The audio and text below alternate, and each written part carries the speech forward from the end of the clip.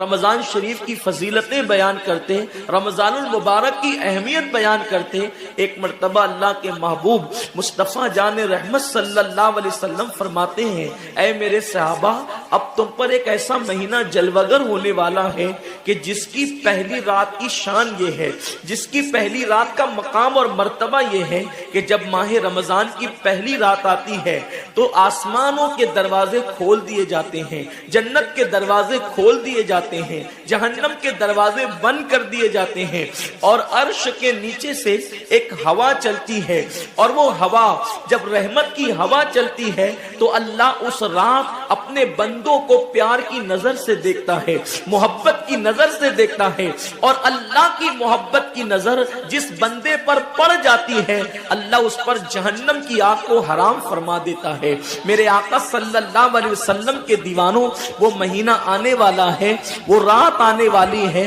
وہ شب آنے والی ہے جس رات اللہ اپنے بندوں کو محبت کی نظر سے دیکھے گا، پیار کی نظر سے دیکھے گا، الفت کی نظر سے دیکھے گا۔ میرے پیارے آقا صلی اللہ علیہ وسلم کے پیارے دیوانوں، آپ اندازہ کریں کتنا وہ مقدس بندہ ہے، وہ بندہ مقدر کا سکندر ہے جس کے وجود پر میرے اللہ کی نگاہ رحمت پڑ جائے، میرے کریم کی نگاہ رحمت پڑ جائے۔ ہم کس کس کی نگاہ کے طالب ہوتے ہیں، ہم کس کس کی توجہ کے طالب ہوتے ہیں؟ ہم سوچتے ہیں کہ پیر صاحب کی نگاہ پڑ جائے گی تو میرا بیڑا پار ہو جائے گا، یقیناً پیر صاحب کی نظر بڑی قیمتی ہے، دیوان شاہ بابا کی نظر پڑ جائے گی تو میری تقدیر بدل جائے گی، یقیناً اللہ کا ولی بڑی شان والا ہے، غوث پاک کی نظر پڑ جائے گی تو میرا بیڑا پار ہو جائے گا۔ اندازہ تو کریں جس پر اللہ کی نگاہ رحمت پڑ جائے، اور وہ رمضان شریف کی پہلی رات میں ہوتا ہے کہ اللہ اپنے بندوں کو پیار کی نظر سے دیکھتا ہے،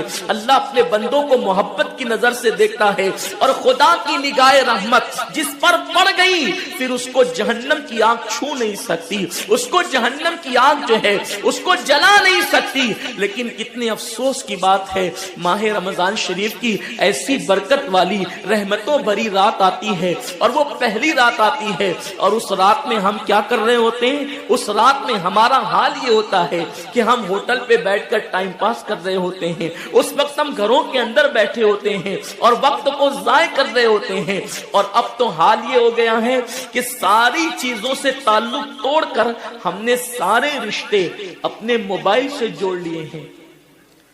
اس وقت ہمارا سب سے قریبی رشتہ دار اگر کوئی ہے تو وہ اپنا موبائل ہے۔ یہ ہنسنے کی بات نہیں ہے، یہ بہت نقصان کی بات ہے۔ اس قدر قریبی رشتہ، ماں باپ سے بھی زیادہ قریبی رشتہ موبائل سے، باپ سے بھی قریبی رشتہ موبائل سے، بیوی سے بھی زیادہ قریبی رشتہ موبائل سے۔ آپ کہیں گے اتنا قریبی رشتے کی آپ بات کرتے ہیں؟ ہم کہتے ہیں جو جتنا قریبی رشتہ دار ہوتا ہے اس پر توجہ اتنی زیادہ ہوتی ہے، اس سے پیار اتنا زیادہ ہوتا ہے، اس کی طرف توجہ اتنی زیادہ ہوتی ہے، اس سے لگن اتنا زیادہ ہوتا ہے۔ ہماری آنکھ ابھی بستر پر کھلی نہیں ہوتی اور ہم سیدھا ہاتھ اٹھا کر کے آدھی آنکھیں بند ہوتی ہے اور آدھی آنکھیں کھلی ہوتی ہے، اور ہم پہلے اپنے موبائل کی طرف ہاتھ بڑھاتے ہیں، کسی کا میسج تو نہیں آیا۔ میرے پیارے آقا صلی اللہ علیہ وسلم کے پیارے دیوانوں، امی کے پاس بیٹھے ہیں پھر بھی موبائل، بیوی کے پاس بیٹھے ہیں پھر بھی موبائل، والد کے پاس بیٹھے ہیں پھر بھی موبائل۔ حد تو یہ ہے کہ مسجدوں کے اندر بیٹھے ہیں پھر بھی موبائل۔ یقیناً اگر کام کے میسیجز ہو اور اگر کام اور ضروری چیز ہو، ٹائم دیکھنا ہو تو آپ یقیناً موبائل کو ہاتھ میں لیں، موبائل کوئی بری چیز نہیں ہے۔ لیکن انسان کتنا ڈوب گیا، عبادت کا سارا وقت انسان اپنے موبائل پر ضائع کرتا ہے۔ وقت کی قلت، انسان بار بار شکایت کرتا ہے، وقت کی قلت دامنگیر ہے، ٹائم میرے پاس نہیں ہے، وقت میرے پاس نہیں ہے، میں بہت مصروف ہو گیا ہوں، میں بہت بزی ہو گیا ہوں۔ لیکن اس کو دیکھو کہ رات کے 2-2 3-3 بجے تک کے آن لائن رہتا ہے بلا ضرورت۔ ضرورت ہے تو کوئی بات نہیں، بلا ضرورت۔ میرے آقا صلی اللہ علیہ وسلم کے دیوانوں، موت کی تلوار ہمارے سروں پہ لٹک رہی ہے اور ہمیں جلد سے جلد موت کی تیاری کرنا ہے۔ صوفیہ فرماتے ہیں جیسے سورج غروب ہونے والا ہوتا ہے تو کسان نظر سورج پر رکھتا ہے اور جلدی جلدی کام نپٹا لٹانے کی کوشش کرتا ہے، اس کو یاد ہے یہ بات، اس کے ذہن میں یہ بات کہ آج کا سورج غروب ہونے سے پہلے پہلے میں نے اپنے کام کو مکمل کر دینا ہے، تاکہ کل کا سورج طلوع ہونے کے بعد میں نے پھر بیج بو کر کے آگے کا کام کرنا ہے۔ میرے آقا صلی اللہ علیہ وسلم کے دیوانوں، وہ کسان اگر یہ سورج غروب ہوتے ہوتے مر گیا تو کل اس کا کام کوئی اور کر جائے گا، اس کا بیٹا بیج بوئے گا، اس کی بہو بیج بوئے گی، اس کی بیوی بیج بوئے گی، اس کے رشتہ دار بیج بوئیں گے۔ لیکن یاد رکھنا، اگر دنیا کے اندر ہماری زندگی کا سورج غروب ہو گیا تو پھر نیکیوں کا بیج ہماری جگہ کوئی نہیں بو سکتا۔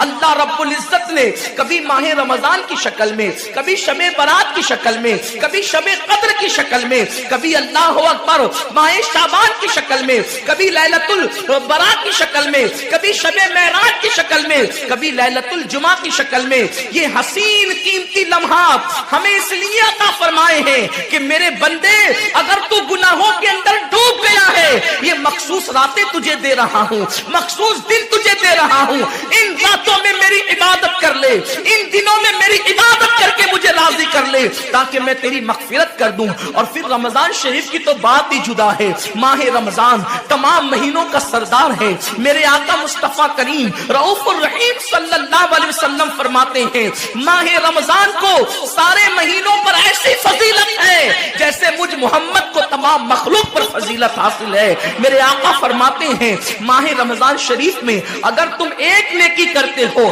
تو اللہ تمہیں 70 کا ثواب عطا کرتا ہے، اور تمہارا خلوص بڑھ جاتا ہے تو اللہ تمہیں ایک نیکی کا 1000 عطا کرتا ہے، اخلاص اور بڑھتا ہے تو اللہ ایک نیکی پر تمہیں بے حساب ثواب عطا کرتا ہے، اس کا کوئی حساب ہی نہیں ہوتا۔ آقا کریم رؤوف الرحیم صلی اللہ علیہ وسلم فرماتے ہیں یہ ماہ رمضان کیا ہے؟ اللہ کے محبوب مصطفیٰ کریم صلی اللہ علیہ وآلہ وسلم ماہ رمضان شریف کے روزوں کی اہمیت بیان کرتے ہوئے فرماتے ہیں کہ ماہ رمضان شریف کا ایک روزہ اگر کوئی چھوڑ دے اور پھر ساری زندگی اس کے بدلے میں روزہ رکھے تو ساری زندگی کے روزے اس ایک ماہ رمضان کے روزے کے برابر نہیں ہو سکتے۔ یہ ماہ رمضان شریف کے روزے کو فضیلت حاصل ہے، اور اللہ کے حبیب صلی اللہ علیہ وسلم فرماتے ہیں جو ماہ رمضان شریف میں عبادت کر کے اپنی بخشش نہیں کروا سکتا، اپنی مغفرت نہیں کروا سکتا، پھر اس کو کبھی موقع نہیں ملتا کہ وہ اپنی مغفرت کا سامان کرے۔ آقا کریم صلی اللہ علیہ وآلہ وسلم فرماتے ہیں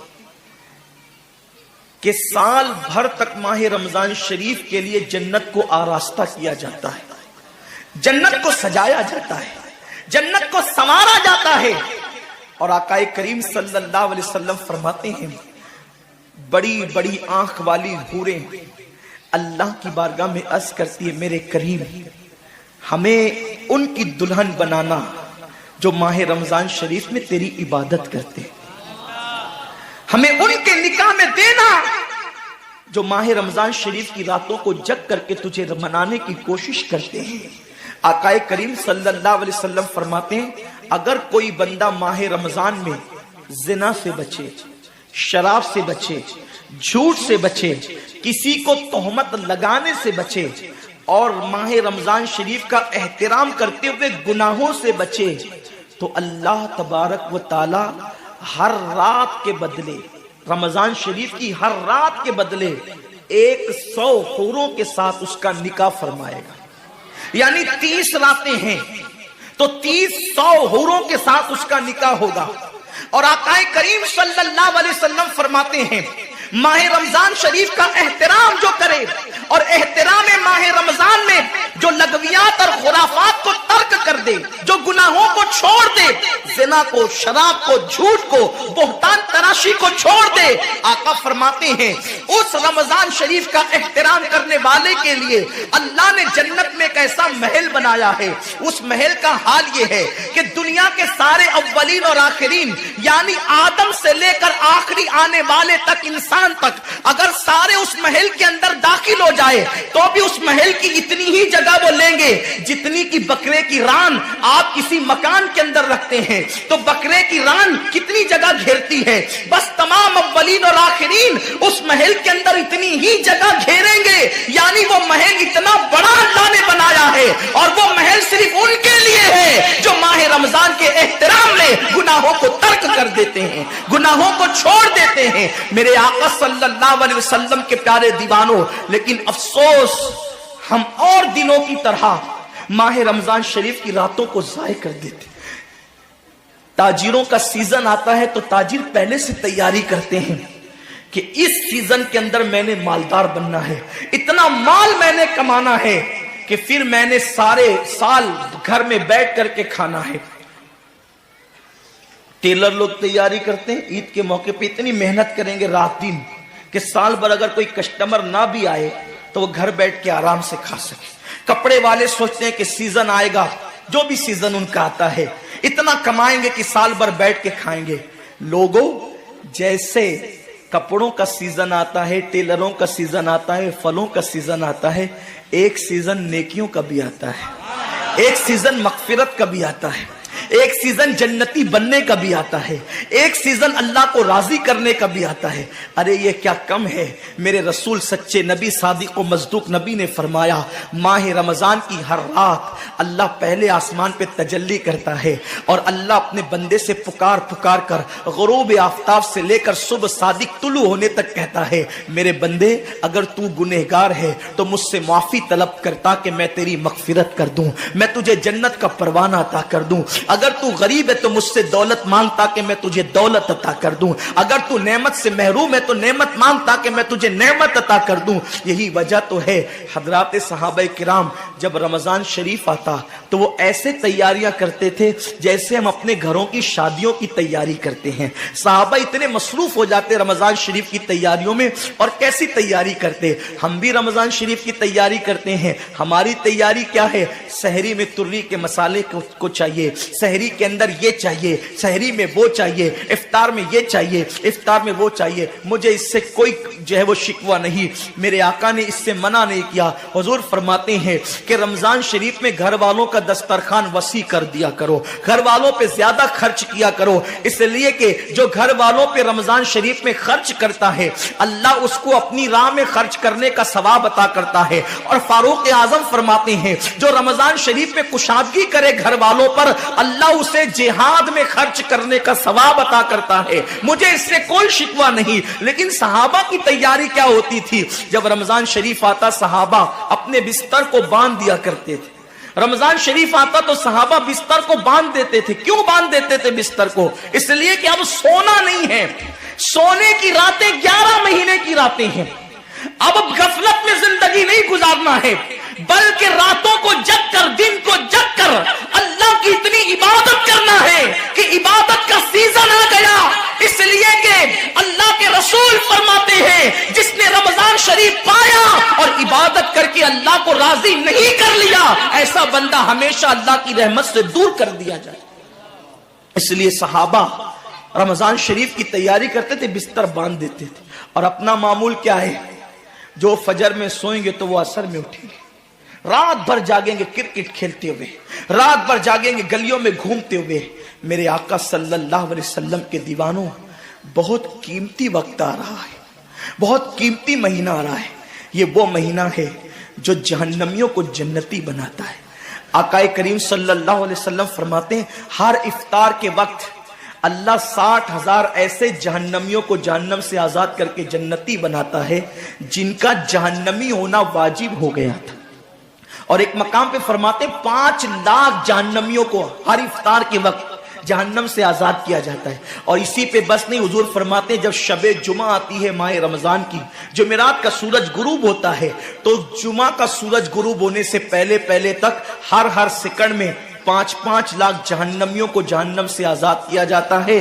और जब जुमा का आखिरी वक्त आता है, आखिरी साअत आती है, मेरे करीम आका फरमाते हैं जुमेरात का सूरज गुरूब होने से लेकर जुमा का सूरज गुरूब होने तक हर लम्हे में जो 5-5 लाख को आजाद किया गया था, अब आखिरी सेकंड में जो गुरूब का वक्त होता है, जितने आजाद किए गए थे उतनों की तादाद के बराबर उस आखिरी साअत के अंदर अल्लाह अपने जहन्नमी بندوں کو جہنم سے آزاد کر دیتا ہے. کتنا قیمتی وقت ہوتا ہے. افطار کا وقت کتنا قیمتی ہے, سحری کا وقت کتنا قیمتی ہے, لیکن اس وقت بھی ہم کہاں لگے ہوتے. اب تو لوگوں نے ٹی وی چینلوں پر پروگرامات شروع کر دیے, دینی پروگرامات. مجھے دینی پروگرامات اگر ٹی وی پہ نشر ہوتے ہیں تو اس سے کوئی اختلاف نہیں ہے, لیکن آپ سے یہ عرض کرنا چاہتا ہوں کہ دین سیکھنے کا بھی کوئی وقت ہوتا ہے. اگر آپ سحری کے قیمتی لمحات میں ٹی وی کا منہ پکڑ کر بیٹھے ہیں تو آپ دعا کب کریں گے؟ افطار کے وقت آپ واٹس ایپ پر لگے ہیں تو اللہ سے مانگیں گے کب؟ ساری زندگی سسکیاں لے رہے ہو, ساری زندگی تڑپ رہے ہو, اور جب مانگنے کا وقت آتا ہے, مصیبتوں سے نجات طلب کرنے کا وقت آتا ہے, ہم کہاں کہاں ٹائم ضائع کرتے ہیں. حضرت سیدہ ام ہانی رضی اللہ تعالیٰ عنہ فرماتی ہیں کہ میں نے اپنے کریم آقا صلی اللہ علیہ وسلم سے سنا, اللہ کے رسول صلی اللہ علیہ وسلم نے فرمایا اس وقت تک میری امت ذلیل نہیں ہوگی, اس وقت تک میری امت رسوا نہیں ہوگی جب تک وہ ماہ رمضان کا احترام کرتی رہے گی. جب تک امت محمدیہ ماہ رمضان کا احترام کرے گی انہیں دنیا کی کوئی طاقت ذلیل و رسوا نہیں کر سکے گی. اور جب میری امت ماہ رمضان شریف کے احترام کو, تعظیم کو ترک کر دے گی, اس وقت میری امت ذلیل اور رسوا کر دی جائے گی. آج لوگ سیریا کی تباہی پر ماتم کر رہے ہیں, آج لوگ یمن کی گھروں کو آگ میں جلنے کے حوالے سے بے قراری کا اظہار کر رہے ہیں, آج لوگ ہندوستان میں مسلمانوں کا حال زار دیکھ کر افسوس کر رہے ہیں.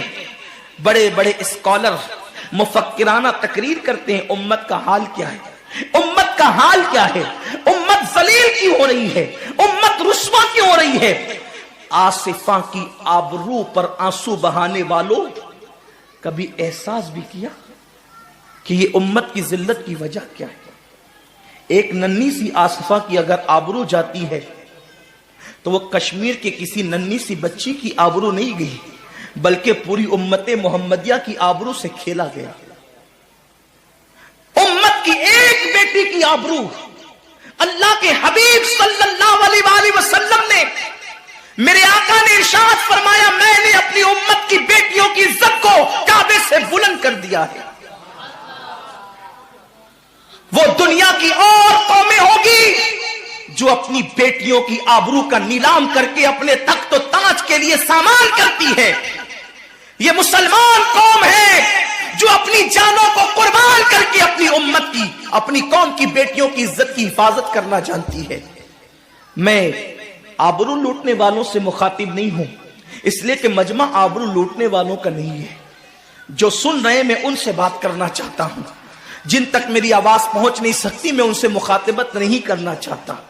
اہل سیاست کے معاملات جانے, ظالم اپنے ظلم کے انجام کو پہنچنے کے لیے تیار رہے, کفر کردار تک کے کافر اپنے کفر کے انجام کو پہنچنے کے لیے تیار رہے. میں نے ان سے کوئی گفتگو نہیں کرنا, لیکن آج کسی قوم کی بیٹی کی اگر آبرو کو لوٹ کر کے امت کو ذلیل کرنے کی کوشش کی جا رہی ہے, اگر تمہارے گھروں کو جلا کر تمہیں بے گھر کرنے کی کوشش کی جا رہی ہے, اگر تمہیں تباہی کے دہانے پر پہنچانے کی کوشش کی جا رہی ہے, اگر تمہیں غربت کی سطح سے نیچے گرا کر تمہارے ایمان کو چھیننے کی کوشش کی جا رہی ہے, تو کب تک دوسروں پر انگلی اٹھاتے رہو گے؟ میری قوم کے جوانوں, اللہ کے حبیب نے آج سے 1450 سال پہلے تمہاری ذلت و رسوائی کا سبب بیان کیا. اقبال رونا روتے ہیں, وائے ناکامی متائے کارواں جاتا رہا, کارواں کے دل سے احساس زیا جاتا رہا. ماہ رمضان میں شراب کے اڈوں کو آباد کرنے والے, ماہ رمضان میں زنا کے اڈوں کو آباد کرنے والے, ماہ رمضان میں چھپ چھپ کر کھانے والے, ماہ رمضان میں اللہ اکبر اپنے ہاتھوں کی انگلیوں سے انٹرنیٹ کی جو ہے وہ بٹن کو چھیڑ کر کے زنا کے مناظر دیکھنے والے, اپنے ماں باپ کا دل دکھانے والے, لوگوں پہ ظلم کرنے والے, نماز کے اوقات میں بستر کی پہ سکون کی نیند سونے والے, دل کھول کر کان کھول کر اپنے اپنے ایمان کے کانوں سے، اپنی غیرت کے کانوں سے، اپنے دل کے کانوں سے میرے نبی کی اس حدیث کو سن لو۔ اللہ کے حبیب صلی اللہ علیہ وسلم فرماتے ہیں میری امت کو اس وقت تک کوئی رسوا نہیں کر سکے گا، میری امت کو اس وقت تک کوئی ذلیل نہیں کر سکے گا جب تک امت ماہ رمضان شریف کا احترام کرتی رہے گی۔ حضرت ام ہانی نے پوچھا یا رسول اللہ ماہ رمضان شریف کا احترام کرنا کیا ہے اور رمضان شریف کا حق ضائع کرنا کیا ہے؟ آقا فرماتے ہیں جو رمضان شریف میں بھی کبیرہ گناہوں میں مبتلا ہوتے ہیں وہ رمضان شریف کے حق کو ضائع کرتے ہیں، اور جو رمضان شریف کے حق کو ضائع کر دے پھر اس وقت امت کو ذلت و رسوائی سے دنیا کی کوئی طاقت بچا نہیں سکتی۔ آج ماہ رمضان شریف کا احترام کیا ہو رہا ہے؟ کل تک کے مسلمان اور دنوں میں گناہ کرتے تھے، لیکن رمضان شریف آتا تھا تو کم سے کم فلمیں لوگ دیکھنا بند کر دیتے تھے، داڑیاں مڈانا بند کر دیتے تھے، مسجدوں کو آباد کرنا شروع کر دیتے تھے۔ اب تو لوگ کس قدر بے باک ہو گئے، کس قدر نڈر ہو گئے کہ رمضان شریف میں بھی لوگ اپنے آپ کو گناہوں سے نہیں روکتے، بلکہ میری قوم کا جوان بڑے دھڑلے سے کہتا ہے یار اپنے سے روزہ نہیں رکھا جاتا اس لیے کہ ہمیں تو گٹکے کی عادت ہے، ہمیں تو پان کی عادت ہے، ہمیں تو سگریٹ کی عادت ہے۔ شرم کرو، شرم کرو۔ نبی کے نام پہ جان قربان کرنے کی بات کرنے والوں، جو نبی کے نام پر 12-16 گھنٹے بھوکے اور پیاسے نہ رہ سکے وہ نبی کے نام پہ جان کیا قربان کر سکتے؟ اور جب سے تم نے احترام رمضان المبارک ترک کر دیا تمہاری آبرو کو لوگوں نے کھیل بنا لیا، اور اب تو لوگوں کو احساس گناہ بھی نہیں رہا، احساس جرم بھی نہیں رہا۔ گناہ کے ساتھ اگر احساس گناہ انسان کی زندگی میں ہے تو انسان اپنے آپ کو گناہوں سے بچا لیتا ہے، لیکن اب ہمارے اندر احساس گناہ نہیں۔ اب تو ہم گناہ کو ہنر سمجھتے ہیں، اب تو ہم گناہوں کو فیشن سمجھتے ہیں۔ احساس گناہ کیا ہے؟ اگر انسان گنہگار ہو اور احساس گناہ بھی ہو تو وہ ایک نہ ایک دن سدھر جاتا ہے، وہ ایک نہ ایک دن سنور جاتا ہے۔ ہمارے پاس احساس گناہ ختم ہو گیا۔ آئیے بتاؤں احساس گناہ کتنی قیمتی چیز ہے۔ رمضان شریف میں کھا رہے ہیں، پی رہے ہیں، بلکہ مسلمانوں کی ہوٹلیں بند ہے تو غیر مسلموں کی ہوٹلوں میں کھا رہے ہیں، چھپ چھپ کر گھروں میں کھا رہے ہیں۔ لوگوں سے چھپ کر کھانے والوں، جو تیرا کچھ نہیں بگاڑ سکتا تو اس انسان سے چھپ کر کے کھا رہا ہے۔ جو خدا تجھے سزا دے گا کیا تو اس کی نگاہوں سے بھی چھپ سکتا ہے؟ اور روزے بھی کیا روزے رہ گئے، اب تو روزے بھی رسم بن گئے۔ جو روزے رکھتے ہیں رمضان شریف میں ان کو روزہ رکھنے کی عادت ہے، وہ روزے کو عبادت نہیں سمجھتے۔ جو روزہ عادت بن جائے وہ نجات نہیں دلا سکتا، جو روزہ عبادت بن جائے وہ نجات دلا سکتا۔ ایک تو روزے کی عادت ہے اور ایک تو روزہ عبادت ہے۔ روزہ عادت اور عبادت میں فرق کیا ہے؟ عادت یہ سب نے رکھا ہم بھی رکھ لیں، یہ عادت ہے۔ نہ رکھیں گے تو کیا جواب دیں گے، یہ عادت ہے۔ نہ رکھیں گے تو لوگ تانا دیں گے، عادت ہے۔ پھر روزہ عبادت کیا ہے؟ روزہ عبادت یہ ہے کہ اللہ نے روزہ رکھنے کا حکم دیا ہے اور مصطفیٰ جان رحمت نے روزے کا حق یہ بتایا ہے اگر تو روزہ رکھے تو صرف بھوکا پیاسا نہ رہے بلکہ تیرا ہاتھ بھی روزے دار رہے، تیری زبان بھی روزے دار رہے، تیری آنکھ بھی روزے دار رہے، تیرا پیر بھی روزے دار رہے، تیرا کان بھی روزے دار رہے۔ کان روزے دار اس طرح کہ کان اللہ کے ممنوع کردہ چیزوں کو نہ سنے، ہاتھ روزے دار اس طرح ہاتھ اللہ کے منع کردہ کاموں کو نہ کرے، زبان روزے دار اس طرح کہ زبان اللہ کی ممنوع کردہ چیزوں کو ادا نہ کرے، پیر روزے دار اس طرح کہ پیر اس جگہ چل کر نہ جائے جہاں اللہ نے جانے سے منع کیا ہے۔ جب تو ان سارے اعضاء کو روزے دار بناتا ہے تو ایسے روزے کے معاملے میں میرا اللہ فرماتا ہے روزہ میرے لیے ہے اور میں ہی اس کی جزا ہوں۔ ہر عمل کی جزا جنت ہے، روزے کی جزا خدا کی ذات ہے۔ اسی لیے آقا فرماتے ہیں روزے دار کو دو خوشی ہے، ایک تو افطار کے وقت، دوسرا لقائے رحمان کے وقت، خدا کی زیارت کے وقت۔ صحابہ نے پوچھا آقا ہم اللہ کی زیارت کیسے کریں گے؟ آقا فرماتے جیسے تم آسمان پہ چاند دیکھتے ہو بلا تمثیل اسی طرح تم خدا کی زیارت کیا کرو گے۔ یہ روزے داروں کی شان ہے. آج کے روزے کیا ہے؟ جس میں جھگڑا، جس میں غیبت، جس میں چگلی، جس میں فساد. روزے کو عادت مت بناؤ، روزے کو عبادت بناؤ. احساس مٹ گیا، عبادتوں کا احساس مٹ گیا، گناہوں کا احساس ختم ہو گیا. جب تک کہ لوگوں میں گناہوں کا احساس زندہ تھا، وہ عبادت کر کے بھی اللہ سے ڈرتے تھے، وہ عبادت کر کے بھی رب کی بارگاہ میں آنسو بہاتے تھے کہ مولا میں تو حق ادا نہ کر سکا. لیکن آج احساس نہیں ہے، اس لیے لوگ ہنستے ہنستے افطار کرتے ہیں. حالانکہ صحابہ کا معمول تھا جب افطار کا وقت آتا وہ ہاتھوں کو اٹھا کر کے روتے اور کہتے مولا روزہ تو چلا گیا لیکن روزے کا حق نہ ادا ہو سکا. آنسو بہاتے، ڈرتے. لیکن آج ایسا کچھ بھی نہیں ہے. ہماری ساری نیتیں تو دسترخوان پہ لگی ہوتی ہے افطار کے وقت. آئیے ایک بات نکل آئی، احساس گناہ. کیا ہے احساس گناہ؟ آقا نے فرمایا نا کہ جب رمضان شریف کا حق ضائع کر دو گے تو اللہ تم سے عزت کو چھین لے گا، تم ذلیل و رسوا ہو جاؤ گے. احساس ختم ہے گناہ کا. اسی لیے رمضان شریف میں بھی گناہ کرتے ہیں، اور گناہ کر رہے ہیں تو ذلیل ہو رہے ہیں. احساس کسے کہتے ہیں؟ احساس یہ کہ میں نے کیا کیا. چھوٹے سے گناہ کو بڑا سمجھنا، میں نے کیا کیا. ایک خاتون بارگاہ رسالت میں آئی اور عرض کیا یا رسول اللہ مجھ سے زنا ہو گیا ہے، میں نے بہت بڑا جرم کر لیا ہے، آپ مجھ پہ حد لگا دیں، حد جاری کر دیں تاکہ میں گناہ سے پاک ہو جاؤں. اللہ کے حبیب نے احساس گناہ دیکھ کر کے فرمایا کہ جا، ابھی تیرے پیٹ میں بچہ ہے، تیرے جرم کی سزا تیرے پیٹ کے بچے کو نہیں دی جا سکتی. اگر تجھ پہ حد لگے گی تو وہ بچہ بھی ختم ہو جائے گا. جب بچہ پیدا ہو جائے اس کے بعد آنا. بچہ پیدا ہو گیا تو وہ لے کر کے آئی. آقا فرماتے ہیں تیری جان چلی جائے گی تو اس کی پرورش کون کرے گا، اس کو دودھ کون پلائے گا؟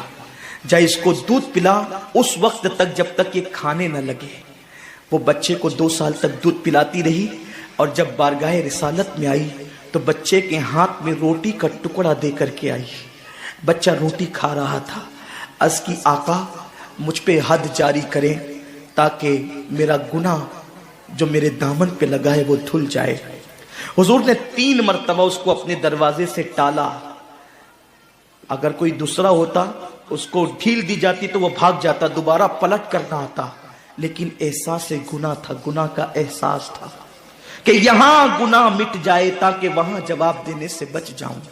اس خاتون نے 3 مرتبہ حاضری دی، حضور اب میرا بچہ روٹی کھانے لگا ہے، مجھ پہ حد لگا دے تاکہ میں پاک ہو جاؤں. اللہ کے حبیب نے فرمایا اللہ کی بندی، جب اللہ نے تیرے جرم پہ پردے ڈال دیے تھے تو تو نے اظہار جرم کیوں کیا؟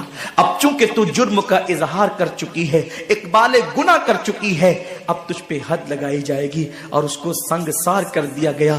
جب وہ مر چکی اور اس کو دفن کر دیا گیا تو کسی نے کہا کتنی بدبخت تھی وہ عورت جس نے رسول پاک کے دور میں منہ کالا کیا. میرے نبی نے فرمایا تو اس کا گناہ دیکھتا ہے، تو اس کا احساس گناہ نہیں دیکھتا. اس نے ایسی توبہ کی ہے اگر اس کی توبہ 70 جہنمیوں پہ تقسیم کی جاتی تو اللہ ان کو بھی جنت عطا فرما دیتا. آقا کریم صلی اللہ علیہ وسلم فرماتے ہیں جو رمضان شریف میں گناہ کبیرہ کرتے ہیں. اب گناہ کبیرہ کی بہت بڑی تعریف ہے، اس کو نہیں بیان کروں گا، لیکن جو گناہ کبیرہ بڑا گناہ کرتے ہیں، پہلی بات تو چونکہ میرا مسلک صوفیہ ہے، صوفیہ سے کسی نے پوچھا کہ گناہ بڑا کیا ہے؟ امام غزالی فرماتے ہیں نہ کوئی گناہ چھوٹا ہے نہ کوئی گناہ بڑا ہے. بات تو یہ ہے جس گناہ پر خدا تیری پکڑ کر لے وہی گناہ سب سے بڑا ہے، اور جس نیکی پر خدا تجھے بخش دے وہی نیکی سب سے بڑی ہے. کسی گناہ کو چھوٹا سمجھ کے مت کرو، پتہ نہیں وہ کس گناہ پہ ناراض ہو جائے. تو اللہ کے حبیب صلی اللہ علیہ وآلہ وسلم فرماتے ہیں جو رمضان شریف میں بڑا گناہ کبیرہ گناہ کرتے ہیں، سال بھر تک فرشتے اس پہ لعنت کرتے رہتے ہیں، اور اگر اسی سال اس کو موت آ جائے، اسی سال جس نے ماہ رمضان میں گناہ کبیرہ کیا تھا، اس نے بڑا گناہ کیا تھا، اب بڑے بڑے گناہوں کو گنایا گیا. مثال کے طور پر کسی عورت پر غلط نیت سے نظر ڈالنا یہ گناہ کبیرہ ہے. جھوٹی قسم کھانا یہ گناہ کبیرہ ہے. ناپ تول میں کمی کرنا یہ گناہ کبیرہ ہے. کسی کو دیکھ کر اس کا مذاق اڑا کے دل دکھانا یہ گناہ کبیرہ ہے. کسی کی امانت میں خیانت کرنا یہ گناہ کبیرہ ہے. ماں باپ کا دل دکھانا یہ گناہ کبیرہ ہے. کفر کرنا یہ گناہ کبیرہ ہے، بلکہ اکبر الکبائر ہے.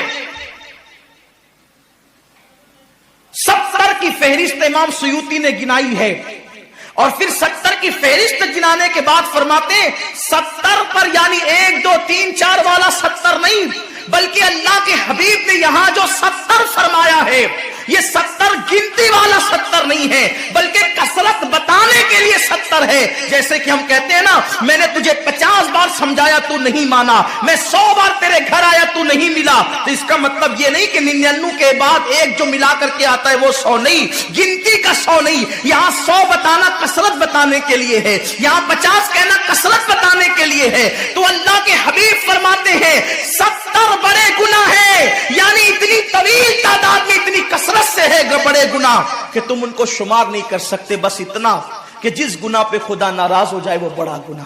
تو جس نے رمضان شریف میں قصدن بڑا گناہ کیا، قصدن، نماز کو چھوڑنا بھی گناہ کبیرہ ہے، نماز کو ترک کرنا بھی گناہ کبیرہ ہے. میرے آقا صلی اللہ علیہ وسلم کے دیوانوں، کھیل کود میں وقت کو ضائع کرنا، وقت کا ضیاع، یہ بھی گناہ کبیرہ ہے. آقا فرماتے ہیں جس نے رمضان شریف میں گناہ کبیرہ کیا، اس رمضان سے لے کر آنے والے رمضان شریف تک فرشتے اس پہ لعنت کرتے. یہ لعنت کیا ہے؟ لعنت سمجھتے ہیں؟ لعنت کا مطلب یہ ہے جس پہ لعنت پڑی وہ ہمیشہ کے لیے اللہ کی رحمت سے دور ہو گیا. انسان کی لعنت کیا ہے؟ انسان کی لعنت، ایک جانور پر حضور علیہ الصلوۃ والتسلیم کسی صحابی کے جانور پر بیٹھے تھے، وہ دھیرے چل رہا تھا. کسی نے کہہ دیا کہ اس پہ لعنت ہو، یہ دھیرے چلتا ہے. حضور علیہ السلام نے اس جانور کے نیچے اتر کر فرمایا جس پہ لعنت کر دی گئی میں اس جانور پہ سواری نہیں کر سکتا. یہ ایک انسان کی لعنت کا اثر ہے. جس پہ معصوم فرشتے لعنت کرے اس کا انجام کیا ہوگا؟ وہ بھی 1 2 لعنت نہیں. رمضان شریف کو چھوٹا مت سمجھیے. 1 کے 70 پر آپ کی نظر ہے، گناہ نیکیوں کی کثرت پہ آپ کی نظر ہے، گناہوں کی تباہی پہ آپ کی نظر نہیں ہے. اللہ کے رسول صلی اللہ علیہ وسلم نے فرمایا جیسے ماہ رمضان شریف میں نیکیوں کا درجہ بڑھ جاتا ہے، ویسے ماہ رمضان شریف میں گناہوں کا بھی معاملہ بڑھ جاتا ہے. یعنی اگر رمضان شریف میں تم 1 گناہ کرو گے تو اور دنوں کے اندر جو گناہ کرتے تھے اب اس گناہ سے زیادہ تمہیں عذاب دیا جائے گا، کیونکہ آپ نے ماہ رمضان کی حرمت کو پامال کیا ہے، آپ نے ماہ رمضان شریف کی عزت کو پامال کیا ہے. تو سوچو انسان کی لعنت پڑے، یہ حال ہے. تو جس پہ فرشتوں کی، وہ بھی 1 2 نہیں، پورے سال تک فرشتے لعنت کرتے ہیں. اور اللہ کے نبی صادق و مصدوق نبی نے فرمایا کہ اگر وہ اسی سال رمضان شریف آنے سے پہلے مر جائے تو اس کے پاس کوئی نیکی نہیں ہوگی جو اس کو جہنم کی آگ سے بچا سکے، اور اس کا ٹھکانہ تو جہنم ہی ہوگا. خدا کے لیے اپنے حال پہ رحم کرو، اپنے آپ کو جہنم کا ایندھن مت بناؤ. ہمارا جسم اتنا طاقتور نہیں ہے کہ ہم اپنے جسم پر جہنم کے عذاب کو برداشت کر سکے. میری قوم کے جوانوں، اپنی جوانی پہ اترانے والوں، اپنی قوت پہ ناز کرنے والوں، اللہ کے رسول صلی اللہ علیہ وسلم فرماتے ہیں کہ جہنم کی آگ کی ایک چنگاری اگر دنیا کے سمندر میں ڈال دی جائے تو دنیا کے سارے سمندر آگ سے بھڑکنے لگے. اس چنگاری کو، وہ جہنم کی چنگاری کو سمندر ٹھنڈا نہیں کر سکتے، بلکہ سمندر کو وہ ایک چنگاری بھڑکا دے گی. اور سمندروں کے اندر آگ لگ جائے گی جو ایک چنگاری سارے سمندر کو بھڑکا دے.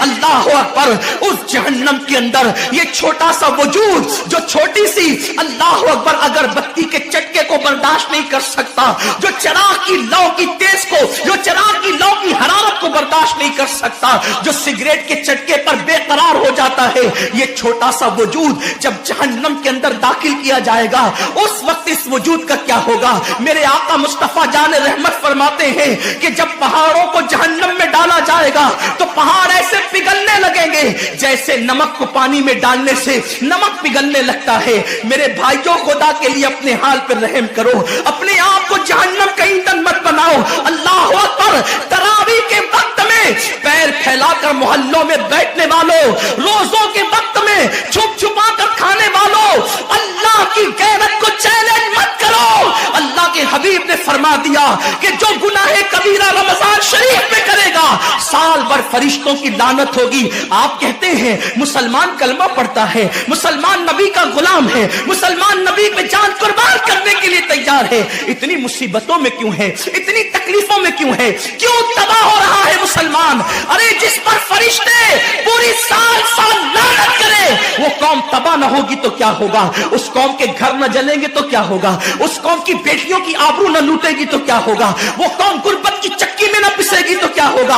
آؤ سچی توبہ کر لو, توبہ کے دروازے کھلے ہوئے ہیں, اپنے گناہوں کا احساس کر لو, نادم ہو کر قدرت کی بارگاہ میں پلٹ جاؤ. میرا رب فرماتا ہے ففروا الی اللہ. کہاں جا رہے ہو؟ دوڑو اللہ کی طرف, پلٹو اللہ کی طرف. بڑے سے بڑا پاپی اگر خدا کی طرف احساس گناہ لے کر, ندامت کے آنسو لے کر اللہ کی بارگاہ میں پلٹا ہے تو اللہ نے اس کو مغفرت کا پروانہ عطا کیا ہے. میرے رب کا وعدہ ہے جو میری بارگاہ میں پلٹتے ہیں میں ان کو لوٹاتا نہیں ہوں, میں ان کو معاف کر دیتا ہوں. سبقت رحمتی علی غضبی. میری رحمت میرے غضب پہ سبقت لے گئی ہے. وہ رب جو 70 ماؤں سے زیادہ پیار کرتا ہے, امت کی تباہی کا اتنا ہی خیال ہے تو ہم رمضان شریف کا احترام کیوں نہیں کرتے, ہم رمضان شریف کا اہتمام کیوں نہیں کرتے, کیوں ہم اللہ کی عبادت کی طرف نہیں آتے. آؤ اپنے گناہوں کا احساس لے کر خدا کی بارگاہ میں پلٹو تاکہ تباہی سے بچ جاؤ. ایک حدیث پاک کا مفہوم پڑھ کر اپنی گفتگو کو اختتام کی طرف لے کر چلو. یہ امت اگر گناہ کا احساس کر لے, احساس گناہ کر لے, ہم تباہی سے ابھی بھی بچ سکتے ہیں. اللہ کریم ہے, بہت مہربان ہے, غفار ہے. اس